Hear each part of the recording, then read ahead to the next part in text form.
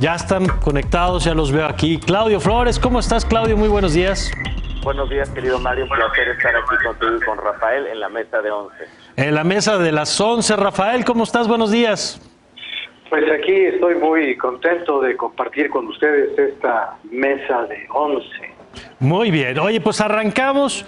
Es interesante el momento político que estamos viviendo porque tenemos a un presidente que yo creo que está empeñado en que estemos mirando por el espejo retrovisor y no por el parabrisas hacia adelante, sino hacia atrás.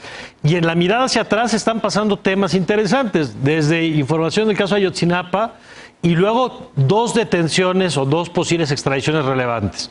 Uno, la del César Duarte, el exgobernador de Chihuahua; otra, la de Emilio Lozoya, el exdirector de Pemex, y en una de esas ya está cantada así como cartel de película, la de Tomás Herón, que dicen está en Canadá. Entonces, si quieres empezamos con el pasado, un pasado que se tiene que revisar y castigar y aclarar lo que ocurrió ahí, y luego le vamos a entrar al presente. A ver, ¿qué estás viendo del pasado, Claudio?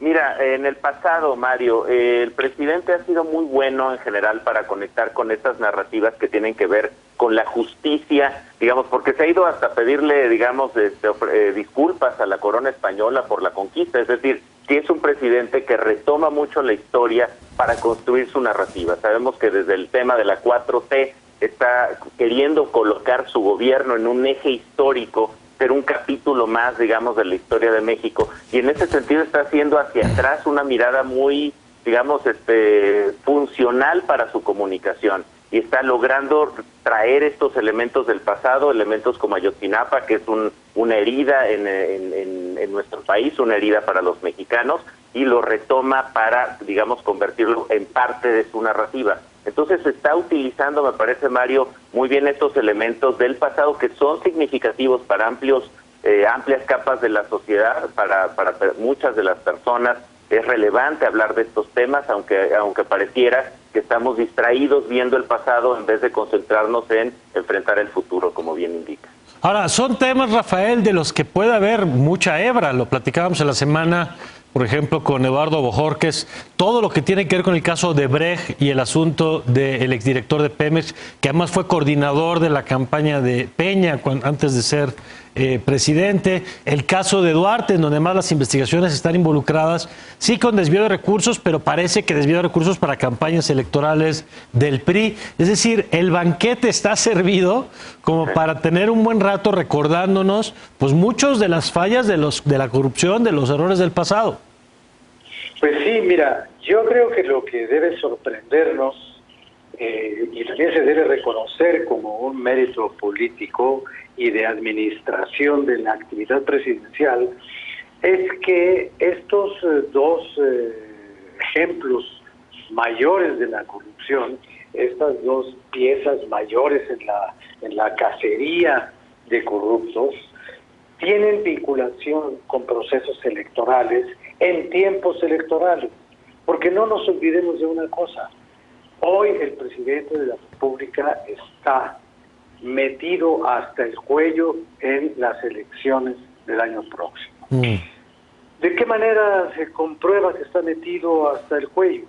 Pues con sus propias palabras, cuando él dice que se va a convertir en el vigilante de la legalidad electoral, como si no existiera el Instituto Nacional Electoral, al cual no le tiene confianza, porque dice que en el pasado, y volvemos al pasado, solaparon fraudes y engañaron y se pusieron sueldos muy altos y actuaron en contra de la austeridad y todo lo demás. Y el presidente de los Estados Unidos está en campaña. Entonces son dos hombres en campaña permanente que están haciendo mutuas concesiones para reforzarse internamente. Yo no sé si este viaje del presidente fue política interior o política exterior. Sí. Para mí, más bien fue política personal. Él fue a Washington a mejorar la imagen presidencial suya y de pasadita a incurrir en todo tipo de exageraciones y mentiras en la relación de México y los Estados Unidos. Pero fíjate, Rafael, y México. Si revisamos, por ejemplo, el tracking de Consulta Mitofsky que publica en El Economista y que además le dan seguimiento el fin de semana, fue una buena semana para la imagen del presidente. Y yo creo que hay una explicación, porque tienes, claro, el tema de la gira, que tú bien señalas, además se montó toda una estrategia para venderla como la gran transformación de la política de Trump, como si Trump no estuviera en campaña justamente y como si de México dependiera. Claro, a ver, Trump ya vio que quiere el voto hispano y la visita del presidente era una de la puesta en escena, digamos, era una escena importante y le salió muy bien a Trump. Para el presidente del Observador también le sirvió para hablar del TMEC y hablar de otros temas. Entonces, el presidente me parece que esta semana, a diferencia de otras de las que hemos señalado, logró cambiar el foco de la atención pública hacia los temas que le sirven. Pero vamos al otro, Claudio.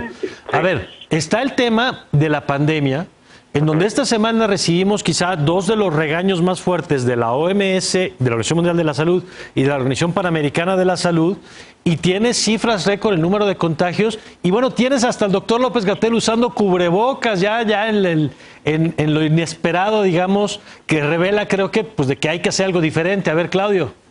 La reversa absoluta y un poco el tema de la tragedia del vocero político de López Obrador en materia sanitaria, que esa definición ya lo coloca en un problema, Mario, por optar, por defender la perspectiva presidencial sobre el tema. Sabemos que el presidente López Obrador estaba obsesionado con no ponerse un cubrebocas para no parecerse a Calderón, una militancia del gobierno federal en contra del cubrebocas mismo, que ahora pues ya vemos de reversa en el viaje a Estados Unidos en el avión por mandato de la aerolínea. También a Trump lo vimos ayer, me parece que está usando cubrebocas de forma pública por primera vez.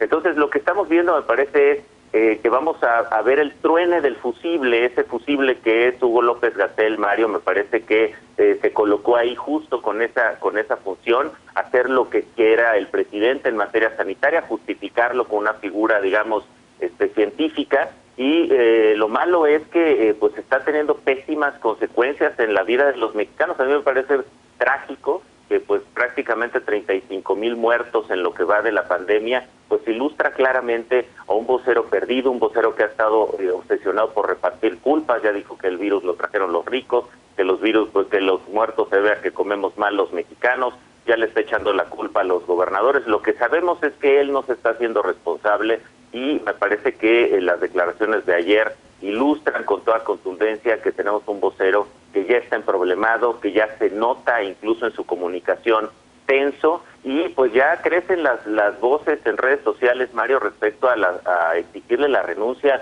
a un funcionario que está teniendo estos malos resultados en términos de control diría yo, entrecomillado, de la pandemia, lo cual abre otro frente. Por eso el frente sanitario es un frente perdedor para este gobierno, lo vamos a ver. Él prefiere cada minuto que pasemos hablando de otra cosa, del TMEC o de la corrupción de Peña, claro. De la corrupción de Peña. Y ojo, porque hay que decir una cosa importante sobre el tema de la corrupción de Peña, uno de los gobiernos más corruptos, ignorantes que hemos sufrido en este país, pero lo guardaron la persecución de este gobierno, de sus funcionarios como Lozoya, como Duarte, entre otros, para el proceso electoral del 2021, Mario. Ya pues ahí están casi como teaser de película de Hollywood, como bien dices, las horas de grabación. Pues por ahí hablan de 15, 18 horas de grabaciones de Lozoya, donde obviamente la pregunta sería y con esto concluyo, Mario: ¿cuántos votos va a traerle a López Obrador y a su gobierno y a su partido ver al primer expresidente mexicano en la cárcel, por ejemplo? Si eso pasara, claro.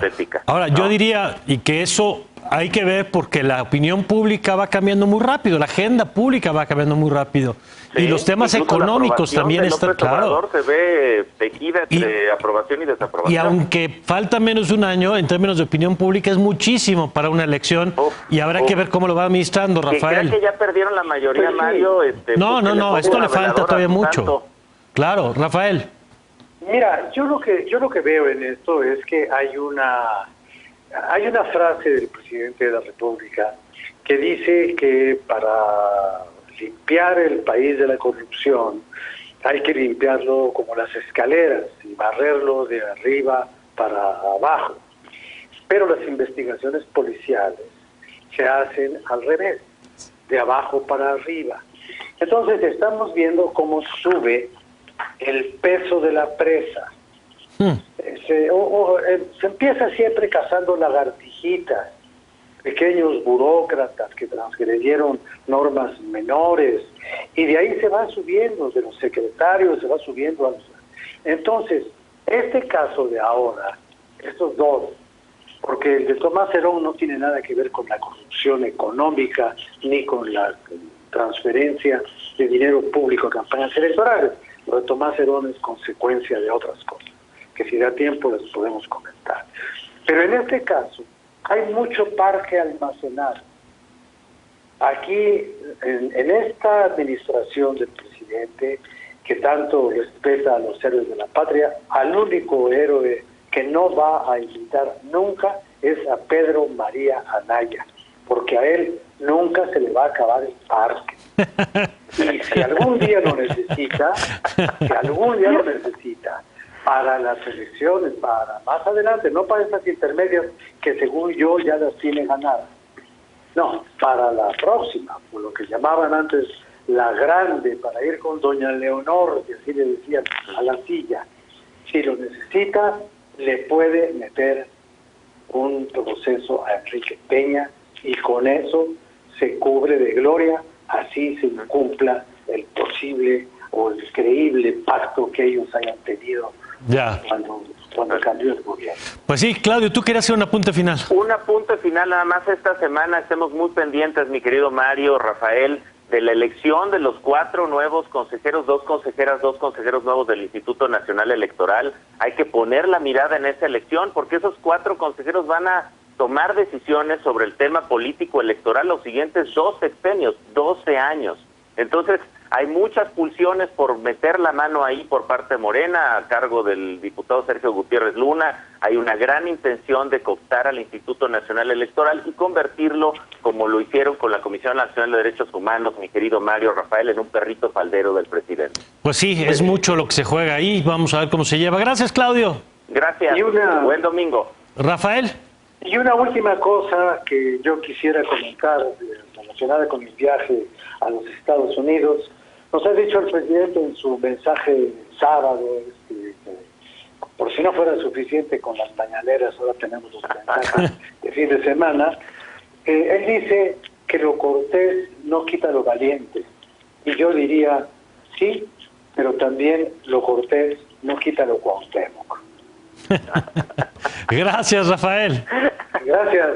Gracias, Rafael Cardona, Claudio Flores. Nosotros vamos a una pausa y enseguida regresamos con más de la agenda pública. Ya volvemos.